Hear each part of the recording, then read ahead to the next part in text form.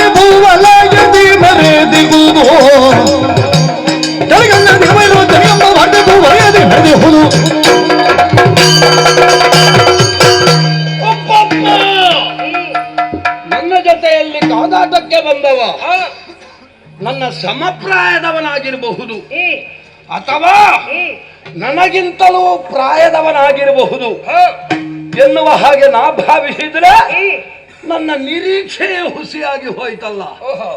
ಕುಡಿದಂತಹ ತಾಯಿಯ ಎದೆ ಹಾಲು ಎನ್ನುವುದು ಹಾಲು ಗಲ್ಲದ ಮೇಲೆ ಇನ್ನೂ ಕಾಣ್ತಾ ಇದೆ. ಏ ಮಗುವೆ, ನಿನ್ನನ್ನೇನು ನೀನು ವಿಶ್ವನಾಥ ಅಂತ ತಿಳ್ಕೊಂಡಿದ್ಯಾ? ಇಲ್ಲ, ಇಲ್ಲಿ ನೀನು ಬಹಳ ಪ್ರಜ್ವಲಿಸ್ತಿದ್ದೆ ಅಂತ ಗೊತ್ತಾಯ್ತು, ಅದಕ್ಕಾಗಿ ಬಂದೆ. ಒಳ್ಳಿತು, ದುರವನ್ನು ಕೊಡುತ್ತೇನೆ ಎನ್ನುವಂತಹ ಛಲದಿಂದ ನೃಪಾತ್ಮಜನಾದಂತಹ ನೀನು ರಸಾತಳವನ್ನು ಹೇರಿದ್ದೀಯ. ಬಂದಂತಹ ನಮ್ಮವರನೇಕರು ಕಂಬಲಾಶ್ವ, ಅವ ಉರಗಾಧಿಪತಿ ಆಗಿರಬಹುದು, ಅಂಕೆ ನಮ್ಮದೇ ಅವನಿಗೂ. ಆಮೇಲೆ ಮಹಿಷಾಕ್ಯ ಅವರೆಲ್ಲವರನ್ನೂ ದೆಸೆಗೆಡಿಸಿದ್ದಲ್ಲದೆ ನಮ್ಮ ಉಪವನವನ್ನು ಸೇರಿ ಹೂವನ್ನು ಕೊಯ್ಯುತ್ತಾ ಇರುವಂತಹ ವೇಳೆಯಲ್ಲಿ ನಮ್ಮ ಚಾರಕ ಬಂದು ತಡೆದ ಅಂತಾದ್ರೆ ಅವನನ್ನು ಧಿಕ್ಕರಿಸಿ ದಂಡಿಸಿ ಮುಂದುವರಿತಾ ಇದ್ದಿ.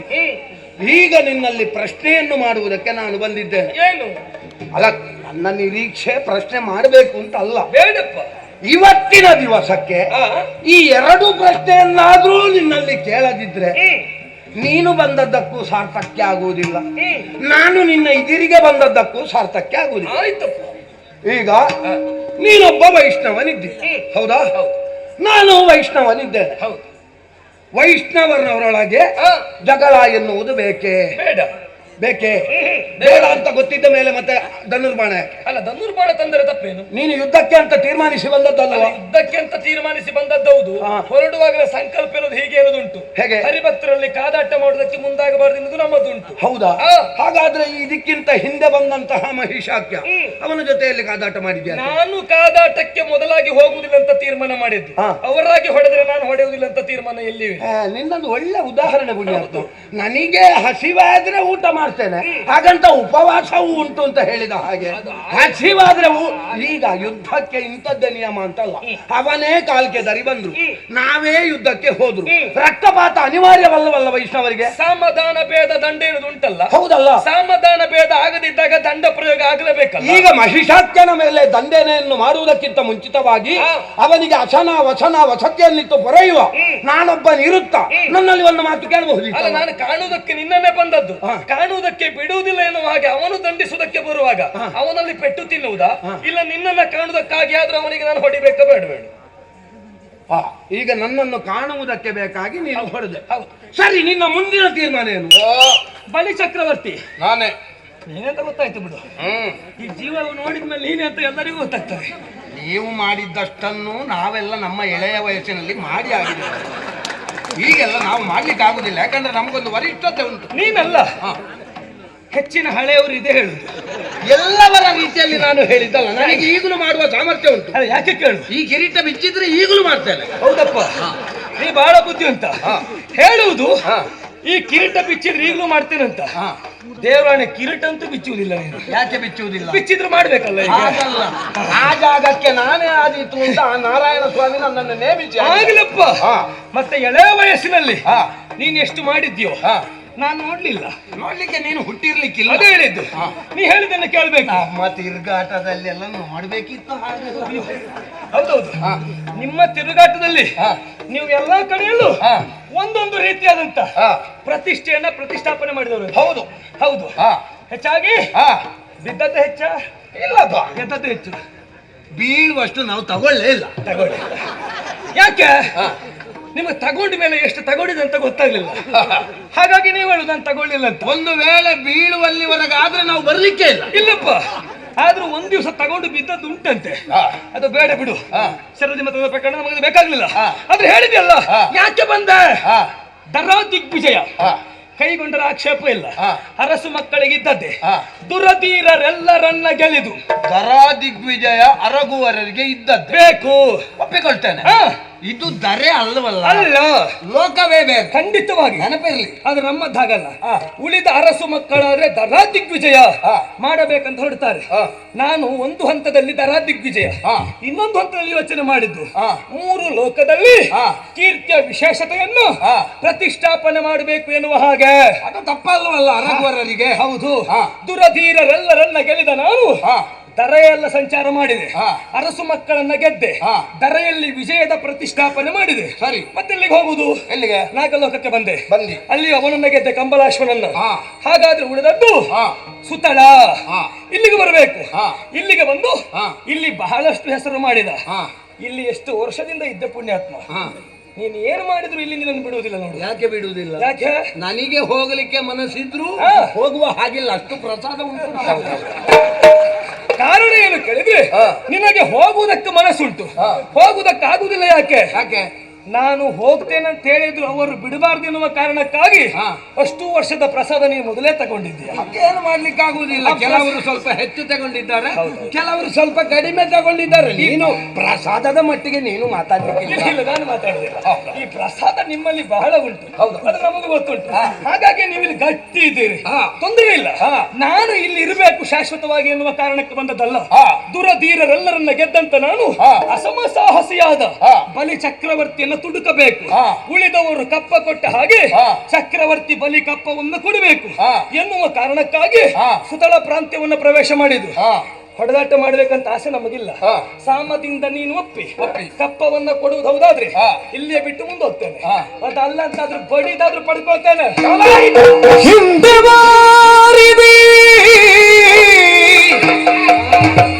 ಮತಿತಿ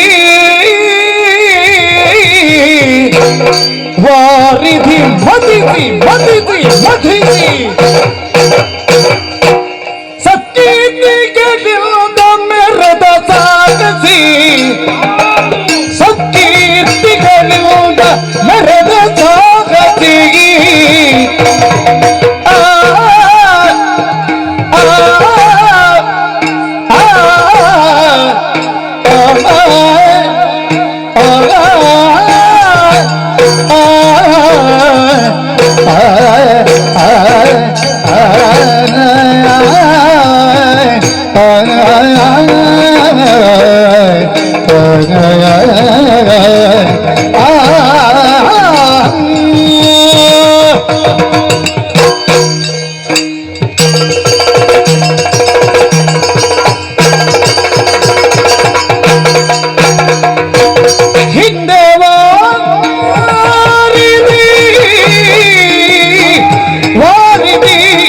ಮಥಿತಿ ಮಥಿತಿ ಮಥಿತಿ ಮಥಿತಿ ಮಥಿತಿ ಸತ್ಕೀರ್ತಿಗಳಿಂದ ಮೆರೆದ ಸಾಹಸಿ, ಸತ್ಕೀರ್ತಿಗಳಿಂದ ಮೆರೆದ ಸಾಹಸಿ. ಮತಿಸಿ ಬಾಲ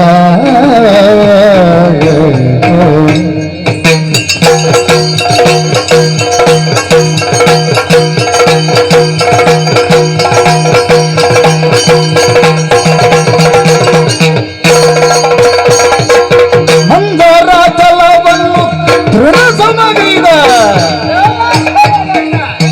ಮಂದರಾಚಲವನ್ನು ದೃಢ ಸಮಗೈದ ದುರಂತರಯ್ಯ ನಾವು ದುರಂತರಯ್ಯ ನಾವು ಮಂದರ ಬಲವನ್ನು ದೃಢ ಸಮಗೈದ ದುರಂತರಯ್ಯ ನಾವು ದುರಂತರಯ್ಯ ನಾವು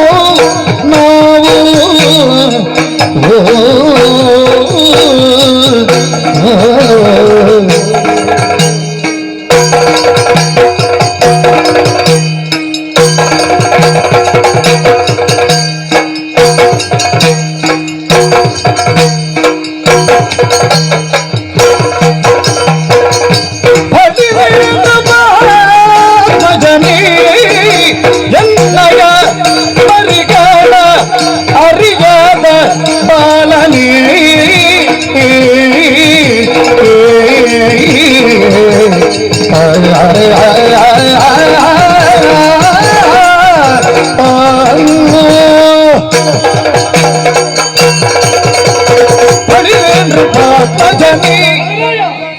ಒಂದು ವಿಷಯ ನನ್ನಲ್ಲಿ ಕೇಳುವುದು, ನೀನು ಇಷ್ಟೆಲ್ಲ ಸುತ್ತು ತಿರುಗಿ ಬಂದೇ ಅಲ್ಲ, ಇಷ್ಟೆಲ್ಲ ಅಭಿನಯವನ್ನ ಮಾಡಿದಿಲ್ಲ, ಇದು ನಮ್ಮಲ್ಲಿಂದ ಕದ್ಕೊಂಡು ಬಂದದ್ದ?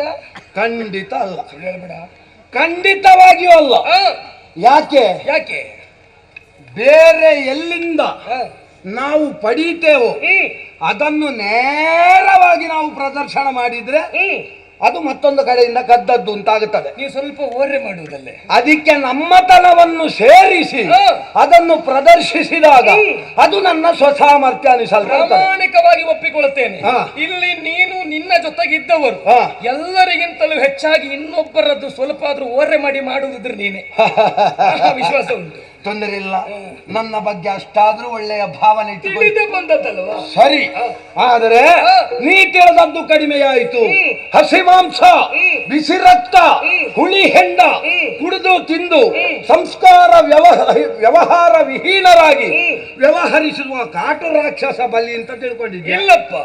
ಬಲಿ ಅಂತ ಹೇಳಿದರೆ ಏನು? ಏರಿದ ಎತ್ತರ, ಮಾಡಿದ ಸಾಧನೆ ಮತ್ತೊಬ್ಬನಿಗೆ ಎಣಿಸುವುದಕ್ಕೆ ಸಾಧ್ಯ ಇಲ್ಲ. ಹೌದು. ಪ್ರಹ್ಲಾದ ರಾಯರ ಮೊಮ್ಮಗನಾಗಿ ಆದಿದೈತ್ಯರ ವಂಶದಲ್ಲಿ ಹುಟ್ಟಿ ಶೋಣಿತೆಯನ್ನು ಕಟ್ಟಿ ಬೆಳೆಸುವಲ್ಲಿ ಹರಿದ ಶ್ರಮಜಲ ಎಷ್ಟು ಅಂತ ನಮಗೆ ಗೊತ್ತಿಲ್ಲ. ಹೌದಪ್ಪ. ಬಿಡು. ನಮ್ಮ ಪರಾಕ್ರಮದ ಬಗ್ಗೆ ಹೇಳುವುದಕ್ಕೆ ಒಂದು ಉದಾಹರಣೆ ಸಾಕು. ಯಾವುದು?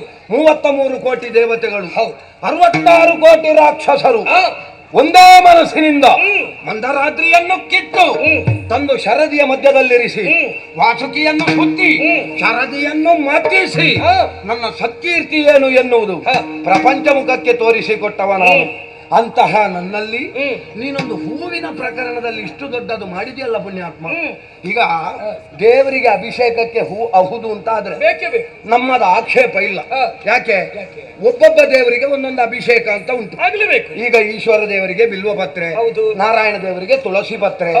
ಆದ್ರೆ ನೀನು ಮಾಡಿದ್ದು ನಮಗೆ ತಾಪತ್ರೆ ಆಗಿದೆ. ಅದರಿಂದ ಮಾತಾಡುದು. ನೀವು ತಾಪತ್ರೆ ಮಾಡ್ಕೊಳ್ಬಾರ್ದು. ಮಾಡಿಕೊಂಡದ್ದಲ್ಲ, ನೀನು ಮಾಡಿದ್ದು. ಈಗ ತಾಪತ್ರೆ ಮಾಡ್ಕೊಳ್ಳುವುದು ಯಾರು? ಇಲ್ಲಿದ್ದದ್ದು ಕಡಿಮೆ ಆಗ್ತದೆ ಅಂತ ಗೊತ್ತಿದ್ದವರು ಮಾತ್ರ.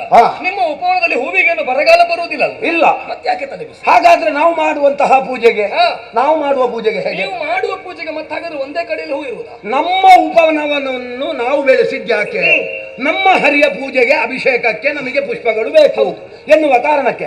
ಅದನ್ನು ಮತ್ತೊಬ್ಬ ಮುಟ್ಟಿ ನಮ್ಮ ಮಡಿಯನ್ನು ಹಾಳು ಮಾಡಿದ ಅಂತಾದ್ರೆ ನಾವು ಪ್ರಶ್ನಿಸಬೇಕಾ ಬೇಡವಾ? ನಾವು ಹೇಳುವುದಲ್ಲ. ಈಗ ದೇವರನ್ನು ನಂಬಿದವ, ದೇವರನ್ನ ಒಪ್ಪಿದವ, ದೇವರ ಪೂಜೆಯನ್ನ ಮತ್ತೊಬ್ಬ ಮಾಡುವುದಕ್ಕಾಗಿ ಒಂದು ಹೂವನ್ನ ಕಿತ್ತು ದೇವರ ತಲೆ ಮೇಲೆ ಇಡ್ತಾನೆ ಅಂತಾದ್ರೆ ದೇವರ ಮೇಲೆ ನಂಬಿಕೆ ಶ್ರದ್ಧೆ ಇದ್ದವ ನೀ ದೇವರಿಗೆ ನಮ್ಮ ತೋಟದ ಹೂವನ್ನ ಕೊಯ್ದು ಪೂಜೆ ಮಾಡಿದ್ಯಾಕೆ ಅಂತ ಆಕ್ಷೇಪ ಮಾಡುವುದಿಲ್ಲ. ಸರಿ, ನಾನು ಬಿಡ್ತೇನೆ ಒಬ್ಬ ಭಕ್ತನಾಗಿ. ಈಗ ನಿನ್ನಲ್ಲಿ ಕೇಳ್ತೇನೆ, ಅದೇ ಮನಸ್ಥಿತಿ ಉಳ್ಳ ಭಕ್ತ ನೀನು ಹೌದು ಅಂತ ಆದ್ರೆ ಬಲಿ ಹರಿಭಕ್ತ ಎನ್ನುವುದು ಗೊತ್ತಿದ್ದು ಬಂದದ್ದು ಯಾಕೆ? ಬರ್ಬಾರ್ದ? ಯಾಕೆ ಬರ್ಬೇಕು? ಹರಿಭಕ್ತರನ್ನ ಸಂಧಿಸಬಾರದು ಅಂತ ಉಂಟಾ? ಸಂಧಿಸಬಾರದು ಅಂತಲ್ಲ, ಯುದ್ಧ ಮುಖೇನ ಸಂಧಿಸಬೇಕಾದ ಅನಿವಾರ್ಯತೆ ಇಲ್ಲ. ಯುದ್ಧವೇ ನನಗೆ ಆಗಬೇಕಂತೇನಿಲ್ಲ. ಮತ್ತೆ ಹರಿಭಕ್ತರಾದ ನೀವು ನನ್ನನ್ನು ಹರಿಭಕ್ತ ಅಂತ ಒಪ್ಪಿ, ಬಲದಲ್ಲಿ ನನಗಿಂತ ನೀನು ಶ್ರೇಷ್ಠ ಎನ್ನುವಾಗೆ ಒಪ್ಪಿ ಕಪ್ಪವನ್ನ ಕೊಟ್ಟರೆ ನನ್ನದು ಯುದ್ಧ ಇಲ್ಲ, ರಕ್ತಪಾತ ಇಲ್ಲ. ನಮ್ಮದೆಲ್ಲ ಕ್ರಮ ಹೇಗೆ ಗೊತ್ತಾ? ವಯಸ್ಸಿನ ವರಿಷ್ಠತೆ ಬಂದಾಗಿದೆ, ಏರುವ ಎತ್ತರವನ್ನು ಏರಿಯಾಗಿದೆ. ನಮ್ಮಲ್ಲಿಗೆ ಯಾರಾದ್ರೂ ಬಂದು ನಮಗೇನಾದ್ರೂ ಕೊಡಿ ಅಂತ ಕಾಲು ಹಿಡಿದ್ರೆ ನಾವೆಲ್ಲ ಕೊಡುವ ಮನಸ್ಥಿತಿಯನ್ನು ಹಾಗಲ್ಲ. ಕ್ಷತ್ರಿಯರಲ್ಲಿ ಬಲ ಇದರಲ್ಲಿಯೇ ವಯಸ್ಸು ತೀರ್ಮಾನ ಆಗುವುದು. ವಯಸ್ಸಿನಲ್ಲಿ ಜ್ಯೇಷ್ಠರು ಅಂತ ಹೇಳುವುದಲ್ಲ. ವಿಕ್ರಮದಲ್ಲಿ ಯಾರು ಬಲಾಢ್ಯರೋ ಅವರು ಶ್ರೇಷ್ಠರು, ಜ್ಯೇಷ್ಠರು ಎನ್ನುವಾಗ ಹೇಳುವುದು. ಕ್ಷತ್ರಿಯ ವೀರನಾಗಿ ತನ್ನಲ್ಲಿ ಬಲ ಉಂಟು, ವಿನಿಯೋಗ ಮಾಡ್ತೇನೆ, ಜ್ಯೇಷ್ಠತೆಯನ್ನ ಪ್ರತಿಷ್ಠಾಪನೆ ಮಾಡ್ತೇನೆ ಎನ್ನುವ ಹಾಗೆ ಬಂದಿದ್ದೇನೆ. ನಾವೇನು ಕೈಗೆ ಬಳೆ ತೊಟ್ಟಿಕೊಳ್ಳಿಲ್ಲ, ನಾನು ಹಾಗೆ ಹೇಳಿಲ್ಲ. ಯುದ್ಧರಂಗವೇ ತಾಯಿಯ ಮಡಿಲು, ಮಿಕ್ಕುಳಿದ ಧನುರ್ಬಾಣಗಳೇ ನೆಚ್ಚಿನ ನೆಂಟರು. ಅಡಿಯ ಮುಂದಿಡ ಸ್ವರ್ಗ, ಅಡಿಯ ಹಿಂದಿಡ ನರಕ, ಅಡಿಗಡಿಗೆ ಅಶ್ವಮೇಧದ ಫಲ ಎನ್ನುವ ಹಾಗೆ ಇಷ್ಟು ವರ್ಷ ವ್ಯವಹರಿಸಿದವರು ನಾವು. ಹೌದಪ್ಪ, ಈ ಪ್ರಸಂಗದಲ್ಲಿ ನಿನಗೆ ತಲೆ ತಗ್ಗಿಸುವ ವಿಷಯವೇ ಇಲ್ಲ. ಅಡಿಯ ಮುಂದಿಡೆ ಸ್ವರ್ಗ ಅಂತ ಹೇಳಿದ ನೀನು ಅದೇ ಸ್ವರ್ಗಾಧಿಪತಿಯಿಂದ ಪೆಟ್ಟು ತಿನ್ನದಲ್ವಾ?